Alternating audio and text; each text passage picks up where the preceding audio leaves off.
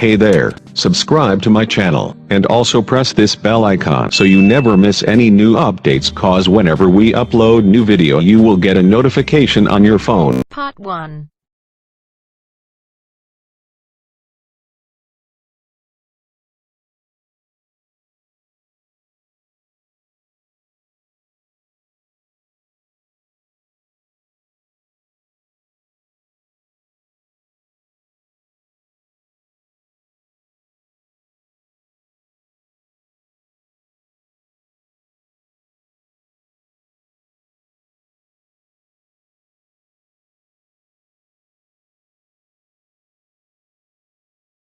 You will hear a number of different recordings, and you will have to answer questions on what you hear.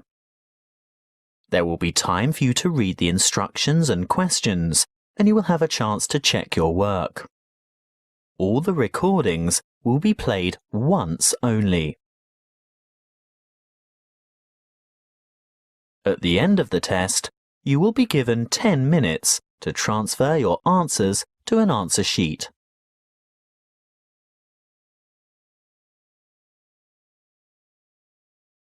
You will hear a conversation between a guest and the receptionist at a hotel. First, you have some time to look at questions 1 to 5.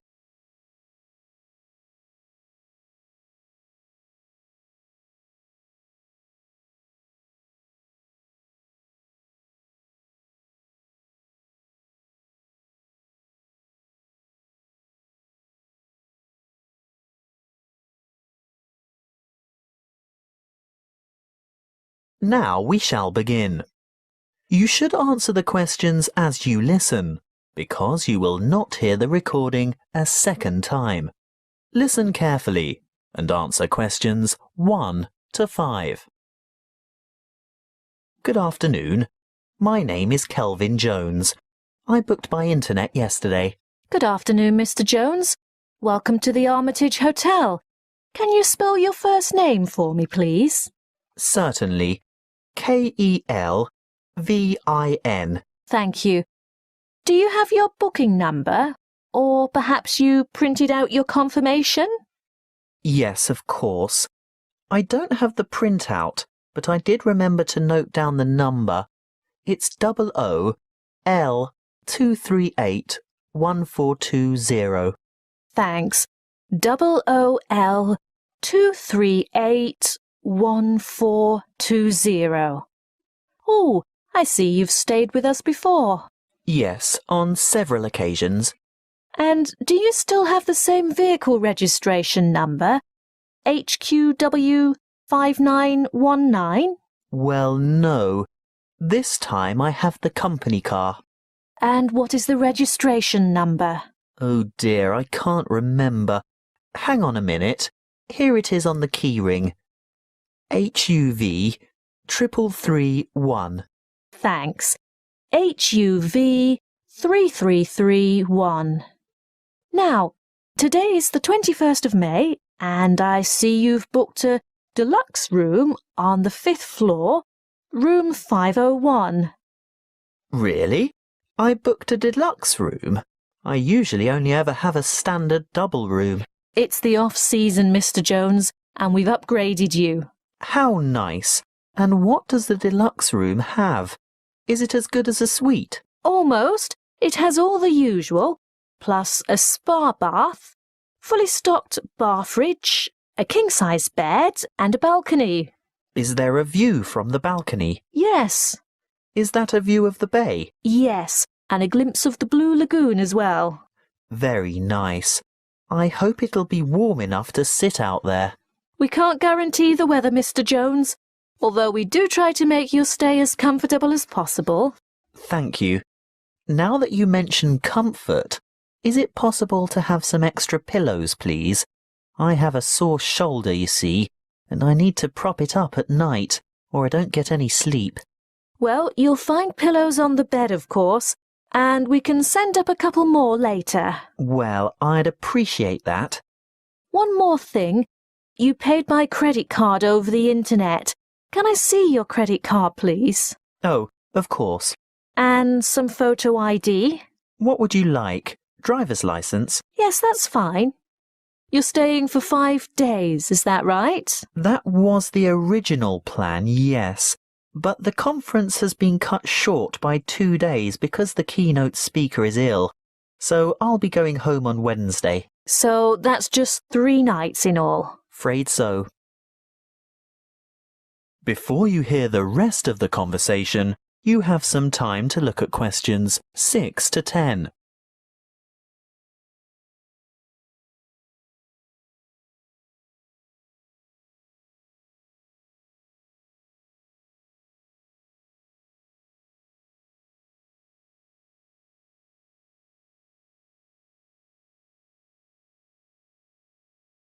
Now listen and answer questions 6 to 10. Is there anything else I can help you with? Actually, there is. The conference is in a building called Chancery Chambers, but I don't have any idea how to get there. Oh, that's the funny-shaped building on the corner of King and Richard Streets. It's quite straightforward, really, and only a few minutes' walk. Look, I'll show you on this map. Good. A map. I like to follow a map if possible. Right, well, step out the front entrance of the hotel and you're on Hobb Street. Head south on Hobb Street towards Gorse Lane and take the second on the left onto Vickers Street West. Go all the way down the hill past the Mexican Cafe on your left, the Rebel Hostel on your right, and the big church on the corner of Allen Street. Oh, I think I know the one. It has a huge steeple. Yes, you're right. When you get to the bottom of the hill, you'll have to cross over the main street. What's the name of the main street? Mill Street. Mill Street. Ah, yes, there it is. Cross the main street and continue on to Vickers Street East. There's a big bank next to a bookshop on the corner.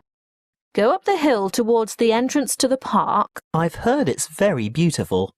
Oh, yes. Well worth a look when you've got some free time. Anyway, don't go in the park. Turn left into Kitchen Street.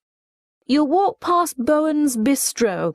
Actually, probably the best place to get a good lunch at a reasonable price. After Bowen's, take the second left into Baker's Lane. It's a very short street. Then take the first on your left onto King Street, and you should see the Art Deco Chancery Chambers building a bit further along on the corner of Richard Street. Oh, thank you for that. I'm most grateful. That is the end of part 1. You now have half a minute to check your answers.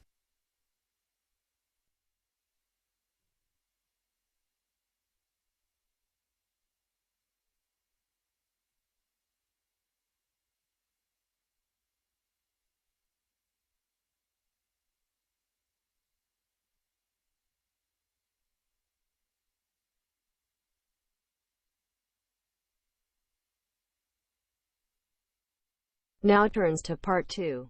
Part 2.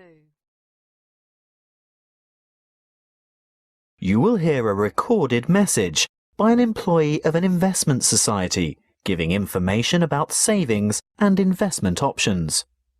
First, you have some time to look at questions 11 to 13.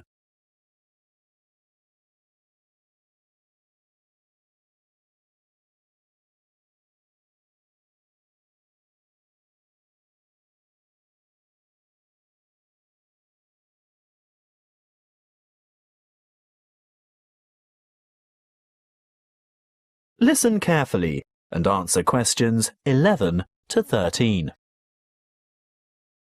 Welcome to the information line of the State Investment Society. Why would you choose to put your money into an investment society and not a bank?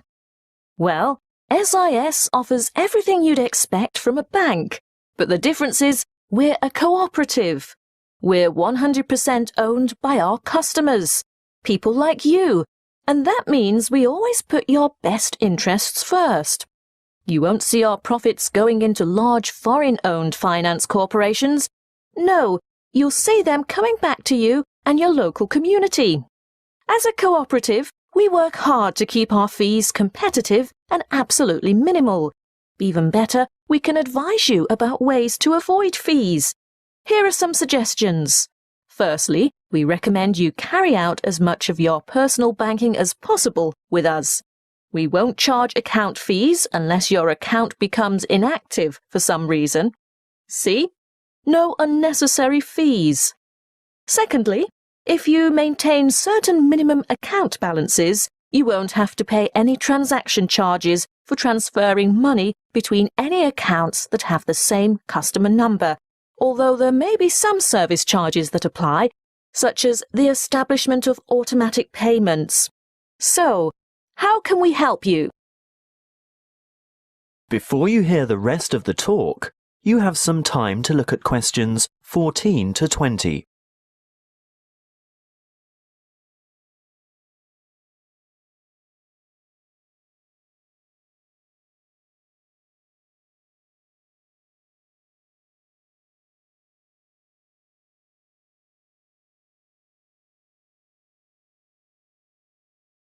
Now listen and answer questions 14 to 20. Let's look first at savings options. We can give you 3 options. Our internet account earns you interest from your very first dollar deposited. You don't have to maintain a minimum balance, and you earn a good interest rate from the start. Interest calculated daily and paid into your account monthly. You always have immediate access to your money by using the internet, text or telephone banking. What's more, there are no account or transaction fees. With our Stairs Savers scheme, the more you save, the higher interest you earn. Again, there's no minimum balance, but as your balance grows, you'll earn higher interest rates. There are 3 interest tiers or steps, plus bonus interest. Interest is calculated daily and paid monthly. Now, what about access to your money? You are free to make as many withdrawals as you like, but if you restrict them to 1 a month and your balance increases over that month, then you'll earn that bonus interest. With our simple saver scheme, access is available anytime and we don't impose penalties for withdrawals. This scheme has 1 interest rate, no minimum balance, and interest is calculated daily and paid annually at the end of the financial year, the 30th of June. So, you can see that savings accounts are ideal if you're starting from scratch. Do you know you can open a savings account with as little as $10? They're usually the best choice for short-term financial goals. For the longer term, we recommend some kind of investment account. Let's take a look at our investment options. Starting with the safest, the most secure, low-risk option is a basic term deposit, starting with a minimum deposit of $1,000. Interest is calculated daily, but you can choose whether to have it paid out monthly, quarterly, or at maturity. What we recommend if you really want to see money grow is having interest compounded quarterly. You'll only get access to your funds when your term deposit matures, so be sure to think carefully about the amount of time before you lock it away. It could be anything from 6 months to 5 years. Bonds are generally a longer commitment, but they may bring better rewards in the future. There is a minimum deposit of $5,000 and interest is calculated daily. You may choose to have interest compounded quarterly or paid out quarterly. And, of course, you'll have access to your money when your bond reaches maturity. Looking really long-term, there is our retirement fund, which is, of course, a savings plan for retirement. There is no minimum deposit, but the good news is that you can choose to contribute a certain percentage of your income before tax is paid on it. As for interest, well, you choose a particular type of fund which has a different level of return depending on the level of risk. And access? Well, not before you turn 60 years old. As I said, it's a retirement scheme. That is the end of part 2. You now have half a minute to check your answers.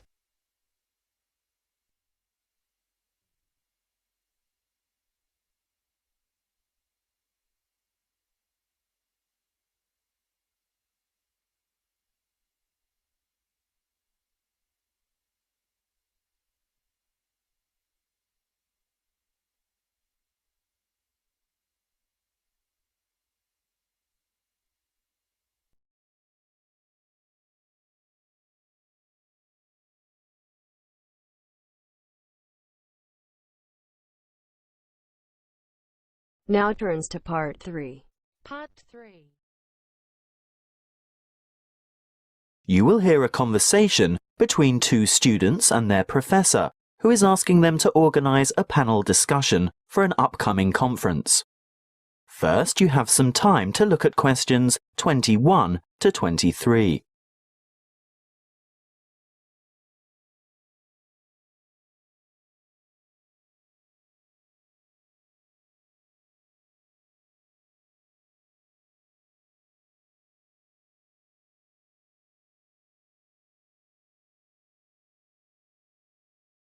Listen carefully and answer questions 21 to 23.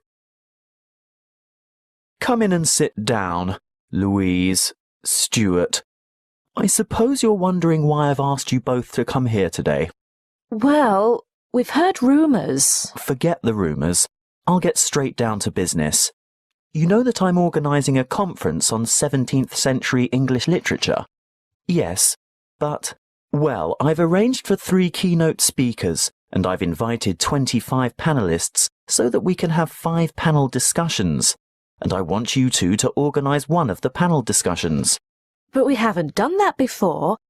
Is it like a team presentation? No, the purpose is quite different. In a team presentation, the group presents agreed-upon views, as you have both done at the end of a group project. Yes. Well, in a panel discussion, the purpose is to put forward different views. We want to expose the audience to several different viewpoints at the same session. It can help the audience evaluate their own positions regarding specific issues, and if it's well conducted, it's usually more interesting than a single speaker forum.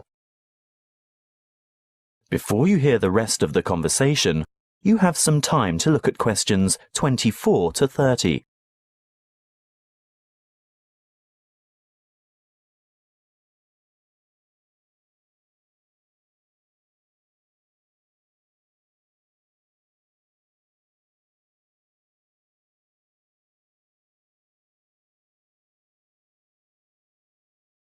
Now listen and answer questions 24 to 30. And what exactly do we have to do? Well, you'll take the role of leader or moderator and assistant. Is that like the role of chairman? Yes, that's it. Sounds daunting. Not at all. I've already done a great deal of the preparation myself. Let me run through the procedure with you. I've singled out an issue that will entail quite some conflict of opinion. I've selected panellists who are well informed and will probably have contradictory points of view. That's very important, you know. Actually, I feel a bit nervous. How many panellists will there be? Well, I've invited 5 panellists for each panel because that's probably the maximum number that an inexperienced moderator can handle. But don't worry, I always invite more than we need because you can be sure someone won't be able to make it, so you'll probably just end up with 4, which is a very manageable number. Oh, I see. And I've chosen a moderator. That's you, by the way. Ah, but Stuart will help, right? Yes, I'll get on to timekeeping and whatnot shortly. That's where an assistant is indispensable. But what procedure do we follow to conduct the panel discussion? Don't worry, I was just about to say, I've also settled on the format. What is it? There are various formats that can be followed, but I've always found this one to be very effective. Yes? Okay. Make some notes on these guidelines as I run through them, and ask me questions about anything you don't understand. We're ready? Firstly, the moderator introduces the topic and the panellists. But we don't know who the panellists are. Don't worry, I've prepared a short biographical introduction for each one of them, and I'll give you that information tomorrow. Oh, good. Next, the panelists are given a set amount of time to present their views on the topic. I'd say about 2 minutes each should be sufficient. Now, this is where Stuart's timekeeping is going to be important. You have to keep to the schedule all the way through because the lecture room has only been booked for an hour.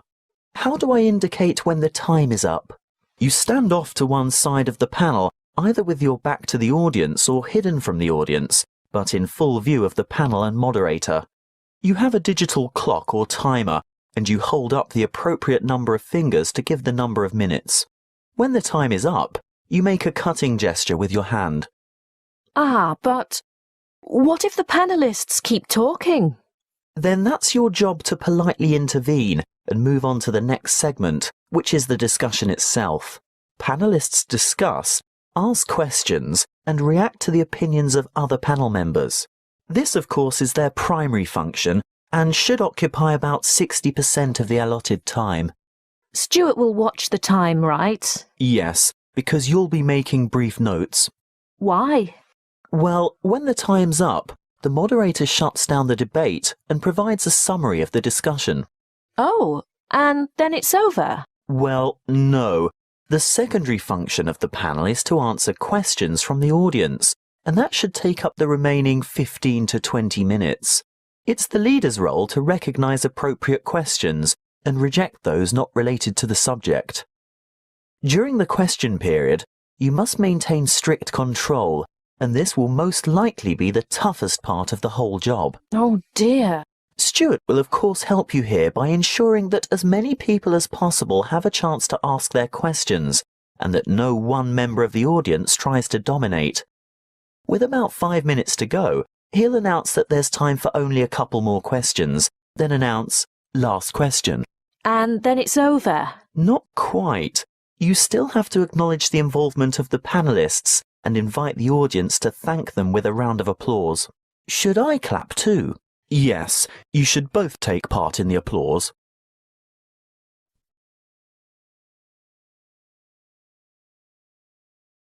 That is the end of part 3. You now have half a minute to check your answers.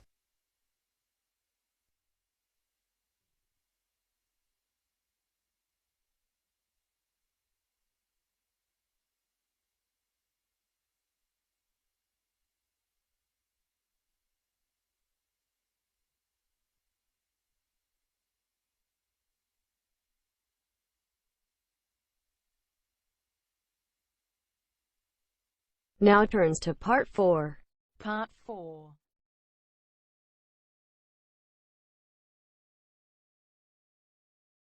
You will hear a talk on hydroelectric power.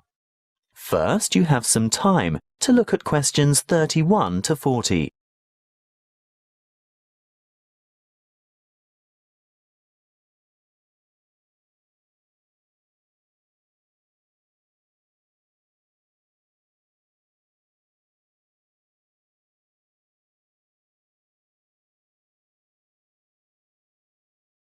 Listen carefully and answer questions 31 to 40. Welcome to our series on renewable resources. The topic today is hydropower. As you most probably know, hydro means water, so we are talking about using water to generate electricity. Of course, there are many ways to generate electricity, but hydropower is important to the community. Firstly and obviously because it's renewable. The Earth's hydrologic cycle of constant evaporation and transpiration provides a continual supply of water from rainfall and snowmelt. The second point to consider is its efficiency. Hydropower plants are able to convert approximately 90% of the energy from the falling water into electric energy, whereas many fossil-fueled plants lose more than half of the energy content of their fuel by way of waste heat and gases. For this reason, they are very efficient. Hydropower is also clean. It doesn't emit harmful gases that contribute to air pollution, acid rain, and global warming. No trucks, trains, or pipelines are needed to bring fuel to the site. and there's no noise pollution either. Furthermore, hydropower plant machinery is fairly simple and runs at slow speeds, which makes it reliable and durable. And hydropower units are flexible also.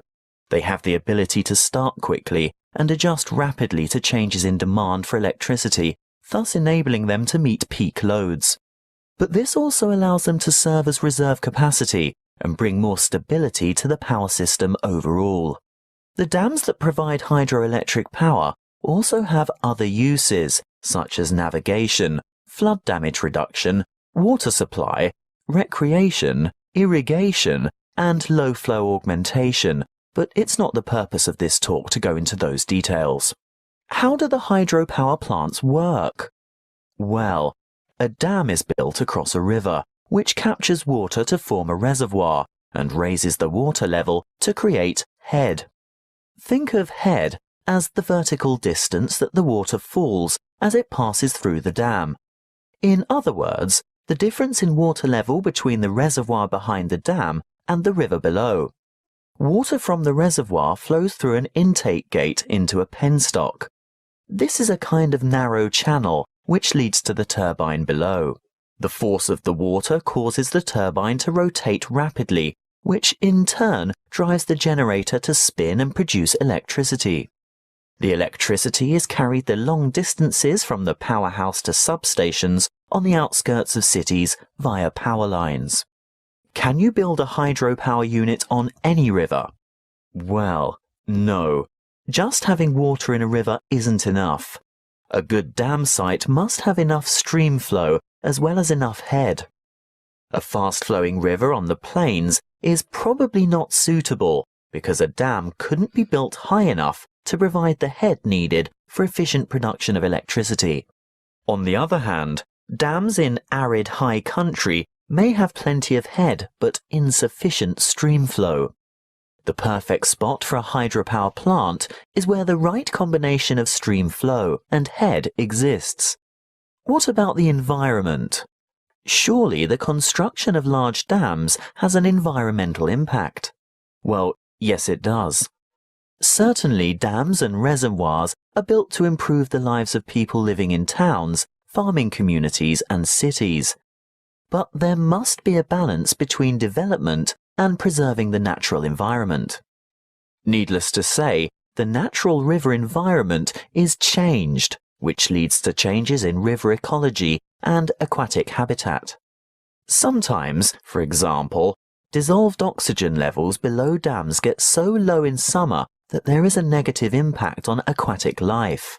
These levels can be improved, however, by using special aerating turbines and/or injecting oxygen directly into the stream flow.